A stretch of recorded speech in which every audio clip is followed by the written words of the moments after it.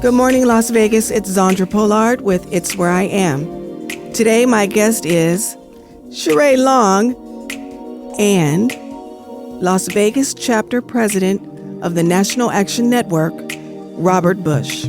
Today, Sheree Long will be giving us her personal testimony about what happened to her and her daughter due to first responder and hospital negligence.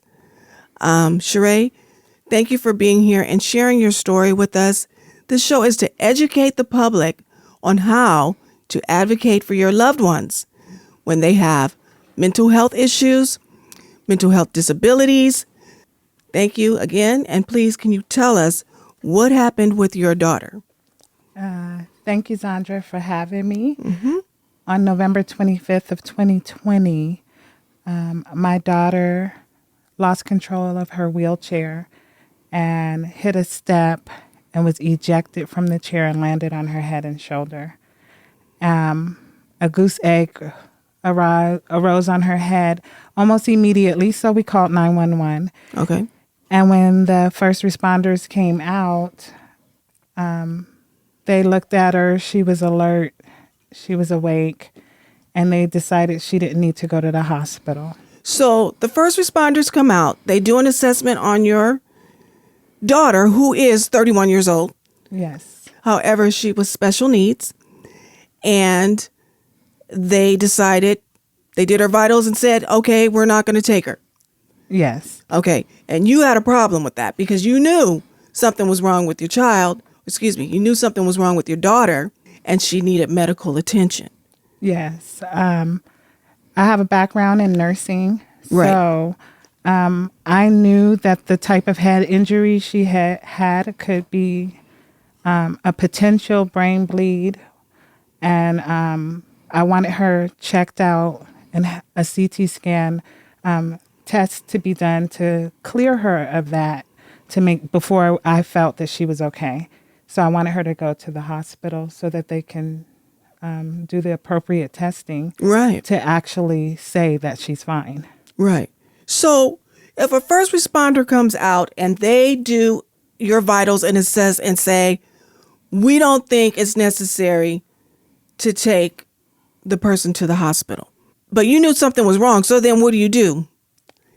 What I understand you did was you talked with them for about 15 minutes. Yes. Right? To convince them to take her. Okay. Yes. So you had to go do a back and forth for 15 minutes after the injury. Yes. To get them to take her to the hospital. Yes. Okay. So that 15 minutes happens. She gets to the hospital. What happens once she gets to the hospital? The paramedics gave a report to the medical staff at the hospital. Mm-hmm. They put my daughter in the hallway on a gurney without any monitors or anything. And she threw up immediately. Which means what? In the medical field, a head injury and vomiting is a red flag for some form of brain injury, as light as a concussion to as severe as a brain bleed. Okay. So they just left you on the wayside. No medical attention was given for a total of approximately how many hours? Well, the test wasn't done for over an hour after we got there. For over an hour after it was written, the order was written. For the CAT scan and X-ray? For the CAT scan and X-rays, okay. Yes. And by the time she actually got the treatment that would warrant saving her life, it was actually over 3 hours later from the time of her fall. She fell at 2:45 and she didn't get rushed to surgery till 6:30. Which is amazing to me because we had a conversation about this before, she came on the show. And whenever I've been into gone to the emergency room or a loved one, the first thing that happens is that IV. So if it doesn't happen in the ambulance, it's going to happen once you get into the hospital. Yes. But there was no IV. No, there was no IV, no assessment from the nurses. No, interview of her history to find out, what's normal for her, what's not normal for her. There was nothing. And no one spoke with you? No one spoke with me at all. Okay. So at some point, your daughter, Yes. Lashana became lethargic. Yes. So she had already vomited. Then she became lethargic, which was another warning sign, right? Yes. So as she became lethargic, then you have to direct your attention on Lashana to make sure that you're keeping her revived or awake, right? Yes, to the best of my ability. Right. So while doing that, you still have to look and see and make sure that the staff is doing what they're supposed to be doing, which they weren't. Exactly. Okay. This is such an unfortunate story. I met Sheree at a National Action Network meeting, and when she got up and spoke, I said, "Hey, I've heard this story. I've heard this before." And so I wanted to meet her and I wanted to talk with her because when I read about it on social media, I was intrigued and I was disappointed and I was hurt because my brother is a first responder. And I know there is absolutely no way that he would be so negligent. And so my heart really reached out to you. Thank you. And I am so very sorry about the loss of your daughter. I want to thank and welcome President Robert Bush of the Las Vegas chapter of NAN for being here. Can you tell us how you met with Miss Sheree Long and what is your and what has the organization done to support her? Yeah. Well, first, let me say thank you for inviting us into your wonderful and beautiful home in this amazing studio. Thank you. And having us in to talk about this important topic. And I don't know if a lot of people know, but National Action Network was founded by the Reverend Al Sharpton. And our mission is to fight for those who either have lost their rights or either don't have lost their voice. So we give voice to the voiceless. And so Sheree got in touch with us in June of 2021 and let us know about her situation. And so we decided that we would get in the fight for the justice for Lashana. And although this has been a long fight, we haven't given up. We haven't got the results that we need yet, which is up to and including changing laws that affect special needs victims. So at National Action Network, we believe that it's not enough to just shout, not enough to just voice our opinion, but we should take things from demonstration to legislation. And so we're happy to partner with Sheree, who is also our Health and Disabilities Chair. She decided to put her passion into action, so that we could partner into this fight. And anytime she is a microcosm of a bigger problem. Right. She's a microcosm of a bigger problem where blacks typically don't get treated. All minorities don't, but particularly blacks don't get treated the way that they should when they need healthcare services. Right. It made me think about the early 1900s when, black people weren't able to go to the hospital or they weren't getting any service and they were just, waiting in the hallway without getting any help. I mean, this is happening now? Yes, and that's one of the things that my mission is at the National Action Network is to bring awareness to the community. Right. That these type things are happening. Everyone who has heard my daughter's story is in shock that it even occurs that a paramedic would refuse to take someone to the hospital. The different things that took place, it's just shocking to everyone. And it's because no one knows that this type of stuff happens. And it's happening. If it happened to my daughter, it's happening every day to other people. Right. They just don't have a voice. You asked, what did the National Action Network do to help me? They gave me a forum to be able to speak, to even be here. Yeah. I wouldn't be here if it wasn't for Robert and the National Action Network. This is how we fight. We bring awareness to everyone so that when we do go from demonstration to legislation, the voters will know what they're fighting for. They'll have a history behind their vote. And so that's why I am proud to be a part of the National Action Network. It's actually saved my life in a sense, because I don't know what I'd be doing if I wasn't fighting for the people of Las Vegas, North Las Vegas, and Nevada, and eventually the country. Yeah. We want to make changes for everyone so that everyone gets equality when it comes to health care. People should see, the healthcare workers should see lives, precious lives, not Black people, not gay people, not disabled people. They should see lives. Right. And their oaths were taken to save lives, not particular lives, but all lives. Well, this is an emotional show. We're talking about negligence from first responders that caused, and the hospital that caused Sheree Long's daughter, LaShawna Matthews, to pass away. Now, she was in the hospital for 29 days, Yes. right? So let me back up a little bit. After arguing with first responders, they get her to a hospital, but not a hospital that could help her. Exactly. So there was a lot of time taken up, yes. right? There were hours taken up that prevented her from getting the help that she needed. She finally gets to the hospital where she needs to be, and she's in surgery, I believe you told me 6 hours or more. Yes. And then she went through recovery and stayed in recovery for 29 days. Is that right? Well, she went to the ICU. ICU for The 29 trauma days. ICU. Right. Right. She went to trauma ICU. The damage to her brain had been so extensive that after 12 hours, they had to go back in and do another brain surgery to clear out some of the blood. And Due to time wasted.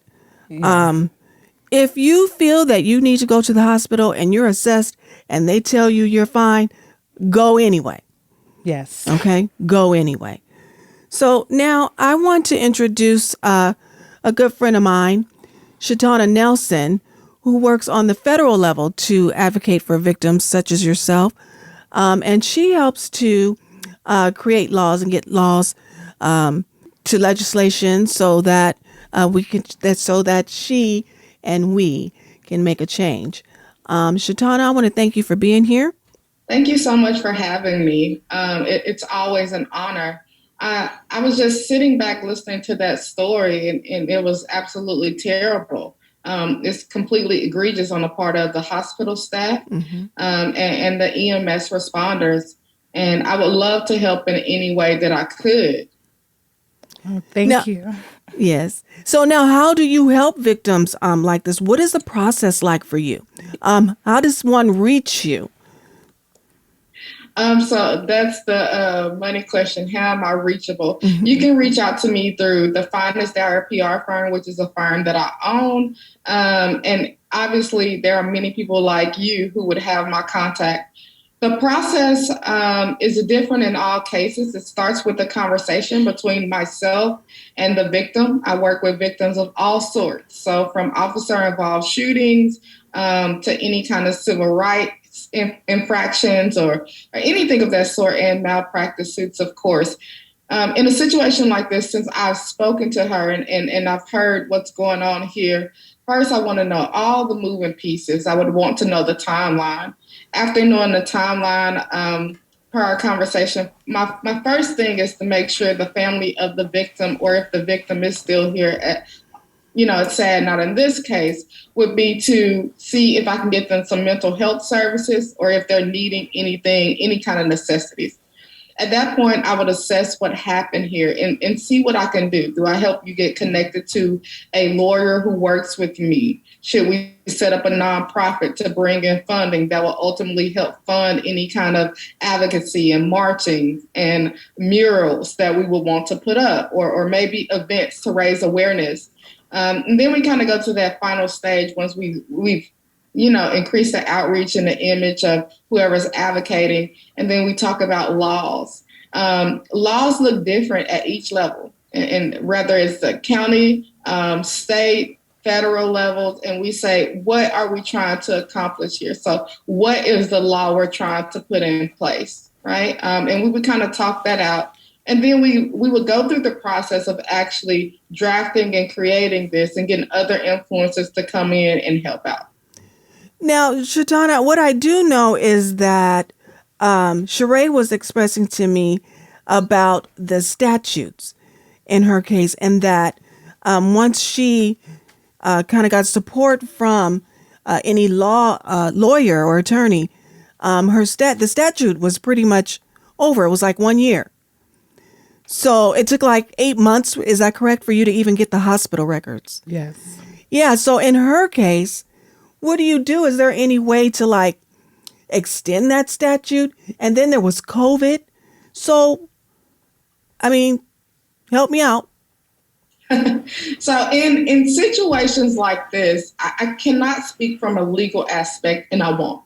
Okay. But there is always something that you can do generally with the correct lawyer, right? So there will be things in place that'll have a time frame of maybe like a year. But there are other things you can explore, in most cases civilly, right? And if you can find any kind of malpractice or something that wasn't followed, or if you can prove that there was some kind of bias or violation of a civil rights, then that looks completely different than the rules and regulations that they lay out. Okay.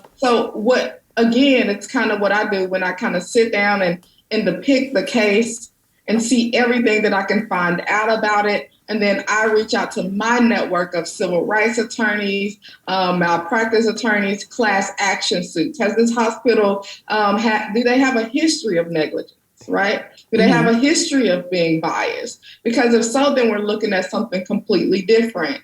And that comes into play. You really got to lay it out and look at it as a whole. There is always a way, I believe.